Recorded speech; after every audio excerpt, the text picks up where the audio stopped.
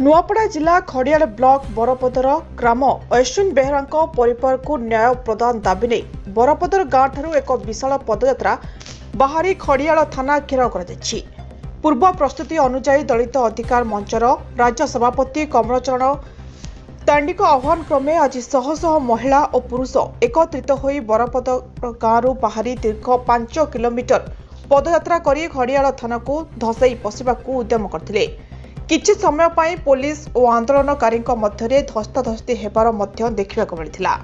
परे उत्त्यक्त आंदोलनकारी खड़ियाल पुलिस विभाग विरोध में नाराबाजी दे विक्षोभ प्रदर्शन करथिले।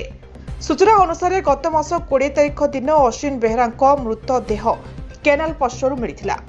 सेतेबेले अश्विन को मां तांको हत्या करा जायथिबा नै खड़ियाल थाना रे एक लिखित अभियोग करथिले। हेले आज दीर्घ दिन होला परे मध्य पुलिस ए पर्यंत काहारी को अपराधी भाव में चिन्हट करि पाइ नाही।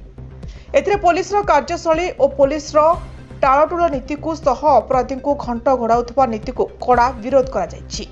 वर्तमान परिस्थिति रे पीड़िता परिवार लोकंको पाई न्याय मिलिबा जेपरि दिनकू दिन असंभव हो जायछि। तुरंत अश्विन बेहरा हत्याकारी को गिरफ करा जाय ए परिवार को न्याय प्रदान करा जाऊ बोली आंदोलनकारी माने कहिसंती।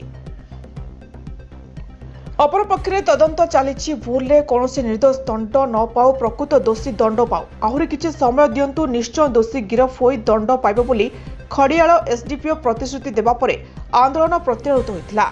हेले वर्तमान केबे दोषी गिरफ होउछि और पीड़िता परिवार को न्याय मिलुछि से उपरे समस्तक नजर।